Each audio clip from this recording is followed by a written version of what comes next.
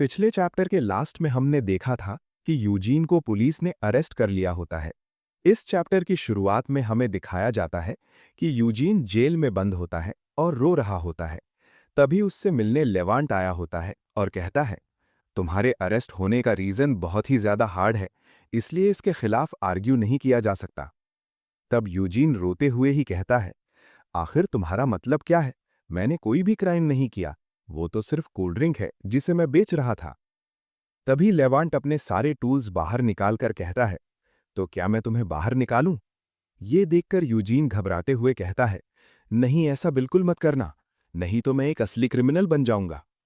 तब लेवांट कुछ पेपर्स दिखाते हुए कहता है, चिंता मत करो, मेरी इन्वेस्टिगेशन से पता चला है कि उन्हें पहले ही पता है कि तुम इनोसेंट हो। तब यूजीन कहता है, सच में? लेकिन फिर भी उन्होंने मुझे जेल में क्यों डाला है?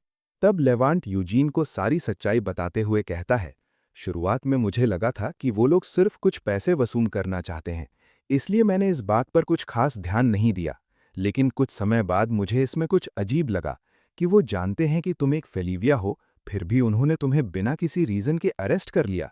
इसलिए मैंने थोड़ा और गहराई में रिसर्च किया तो मुझे पता चला कि पुलिस वालों को कार्टेल ने घूस देकर ये सब करवाया है। ये बात सुनकर यूजीन शॉक्ड होते हुए कहता है, क्या? कार्टेल? लेकिन वो लोग ऐसा क्यों करेंगे? तब लेवांट कहता है, हाँ, कार्टेल। वो लोग drug, weapon smuggling, human trafficking, loan sharking जैसे बहुत सारे इल्लीगल बिजनेस करते हैं। हालांकि वो लोग आज से पहले कैपिटल में कोई भी एक्टिविटी नहीं करते थे, लेकिन अब वो लोग कैपिटल में भी आ चुके हैं। आगे लेवांट यूजीन के मजे लेते हुए कहता है, शायद उन्हें इस बात की चिंता है कि जो ड्रग तुमने बनाया है वो उनके ड्रग को पीछे छोड़ देगा। ये बात सुनकर यूजीन चिढ़ते हुए कहता है, मैंने तुम्हें कई बार बताया है, वो कोई ड्रग नहीं है। तभी लेवांट कहता है, अरे मैं तो मजाक कर रहा था, और टेंशन मत लो, तुम जल्द ही रिलीज हो जाओगे, क्योंकि पुलिस वाले तुम्हें अरेस्ट करके कार्टेल को बस ये दिखा रहे हैं कि पुलिस उनसे वफादार है। और अगर पुलिस वालों ने तुम्हें अरेस्ट करके उन्हें अपनी वफादारी नहीं दिखाई होती तो कार्टेल पुलिस वालों को भी नहीं छोड़ता। ये बात सुनकर यूजीन और भी शॉक्ड हो जाता है और कहता है, क्या पुलिस वाले भी कार्टेल से डरते हैं? आखिर वो लोग कितने खतरनाक हैं? हालांकि मैं ये जानता हूं कि पुलिस वाले कार्टेल का साथ इसलिए दे रहे हैं क्योंकि उन्हें बहुत ज्यादा पैसे मिल रहे हैं, लेकिन इससे ये बात तो कंफर्म हो जाती है कि कैपिटल की पुलिस पूरी तरह से करप्ट हो चुकी है। तभी लेवांट कहता है, तो तुम्हें केयरफुल रहना चाहिए क्योंकि तुम्हारा बिजनेस कार्टेल की नजरों में आ चुका है। हालांकि जहां तक उम्मीद है वो लोग इतने बेवकूफ नहीं हैं कि तुम्हें, जो एक फेलिविया हो, कोई नुकसान पहुंचाए, लेकिन फिर भी तुम केयरफुल रहना। तब यूजीन झील के दूसरी साइड से कहता है, अच्छा ठीक है, मैं इस बात का ध्यान रखूंगा। और आगे रोते हुए कहता है, लेकिन सच में आखिर ये बात इतनी बड़ी कैसे हो गई कि इसमें कार्टेल जैसी क्रिमिनल ऑर्गेनाइजेशन इंटरेस्ट ले रही है? मैं तो सिर्फ अपने लिए एक मेजर ढूंढ रहा था। तब लेवांट कहता है, हाँ मैं भी ये बात अच्छे से जानता हूं। वैसे मेजर से मुझे एक बात याद आई, तुमने सभी से उनके मेजर के बारे में पूछा सिवाय मेरे। तुम्हें नहीं लगता कि ये बात मुझे बुरी लगेगी? तब यूजीन थोड़ा नर्वस होते हुए कहता है, "अ, तुमने इस बात को नोटिस कर लिया?" तब लेवांट डिसअपॉइंटेड होते हुए कहता है, ये तो एक छोटा बच्चा भी नोटिस कर लेगा। ये बात सुनकर यूजीन अपनी नज़रें छुपाते हुए कहता है, ऐसी बात नहीं है कि मैं तुम्हें अपना फ्रेंड नहीं मानता हूं। दरअसल बात यह है कि लोग वही मेजर चूज करते हैं जिसमें वो लोग अच्छे होते हैं, है ना? लेकिन अगर मैंने अपने एक क्लोज फ्रेंड के मेजर के बारे में जान लिया तो मेरा भी मन वहीं जाने को करेगा। इसलिए मैंने तुमसे नहीं पूछा। यूजीन के इस रीजन को लेवांट बिल्कुल भी हजम नहीं कर पाता और पेपर से अपना चेहरा छुपाते हुए कहता है, ये रीजन सच में बहुत ही ज्यादा खराब है। लेकिन लेवांट को अपना चेहरा छुपाते हुए यूजीन भी नोटिस कर लेता है और कहता है, आखिर तुम उस पेपर में क्या देख रहे हो? इसके आगे हमें कुछ भी नहीं बताया जाता और सीन शिफ्ट होता है। हमें दिखाया जाता है कि यूजीन की टीचर उसके पास दौड़कर आ रही होती हैं, जिन्हें देखकर यूजीन कहता है, टीचर आप यहाँ कब आईं? लेकिन टीचर इस बात का बिल्कुल भी जवाब नहीं देती हैं और बहुत सारे क्वेश्चन पूछने लगती हैं। तुम्हें पता है मैं कितना परेशान हो गई थी, और मैंने सुना कि तुमने कोई ब्लास्ट भी कर दिया था। और तो और इन सब चीजों में पुलिस भी शामिल हो गई थी। आखिर ये सब हो क्या रहा है? तब यूजीन दोबारा अपनी नजरें छुपाते हुए कहता है, कुछ खास नहीं।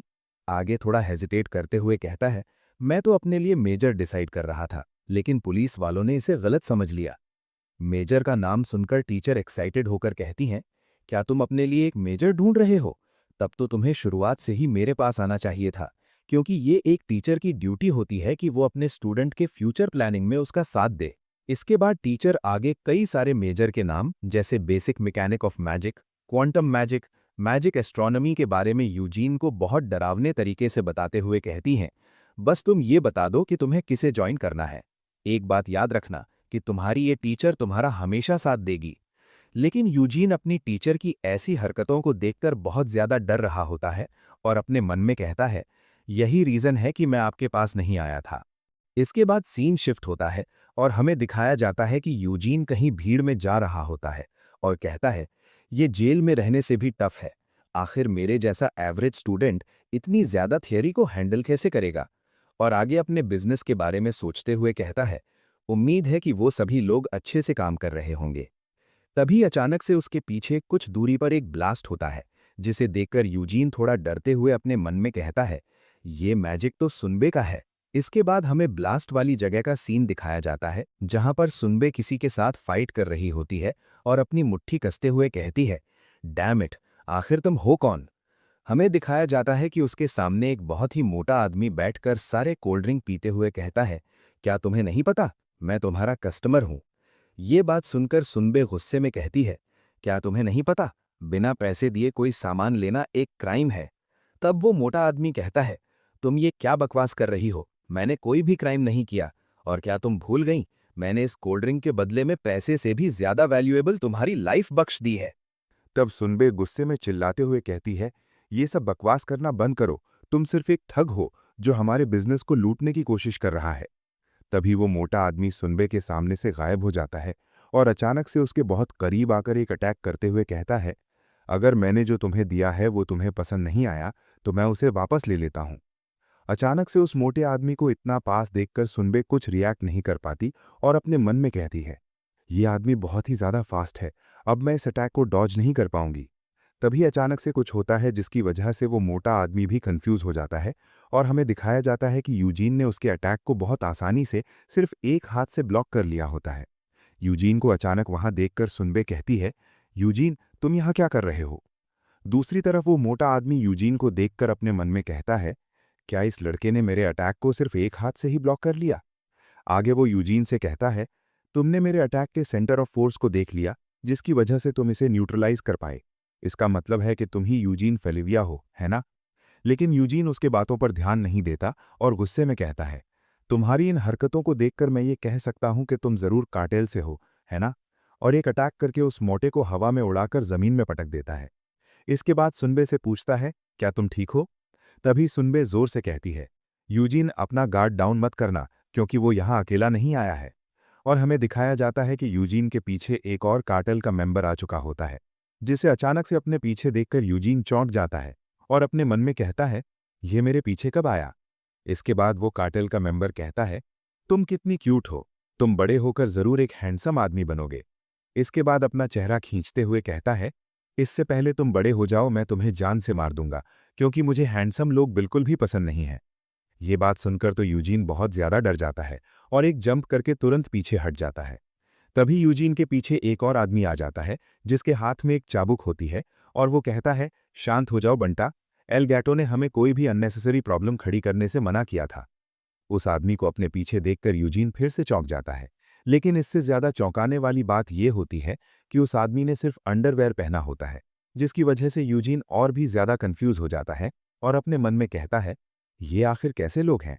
तभी वो चाबुक वाला आदमी यूजीन के सामने थोड़ा सा झुकते हुए कहता है, यंग मास्टर, प्लीज हमारी गलतियों को माफ कर दीजिए, हम यहाँ कोई भी फाइट करने नहीं आए हैं और ये जो कुछ भी हो रहा है वो सिर्फ एक मिसअंडरस्टैंडिंग है, क्योंकि हम एरात के लॉ से अभी तक फेमिलियर नहीं हैं।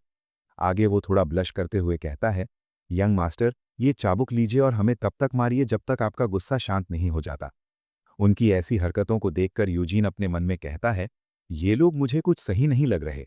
तभी सुनबे गुस्से में चिल्लाते हुए कहती है, तुम कमीनो, तुम्हें क्या लगता है ये सब इतनी आसानी से खत्म हो जाएगा? तभी यूजीन सुनबे को रोकते हुए उन लोगों से पूछता है, आखिर तुम लोग यहाँ क्यों आए हो? और आगे अपने मन में कहता है, लगता है कि वो लोग हाल फिलहाल में ही कैपिटल में आए हैं। तभी वो मोटा जिसे यूजीन ने शुरुआत में ही मारा था, वो दोबारा से उठकर कहता है, आप इसे मार्केट रिसर्च कह सकते हैं, क्योंकि एक अच्छा बिजनेसमैन कहीं भी बिजनेस ओपन करने से पहले वहां पर रिसर्च जरूर करता है।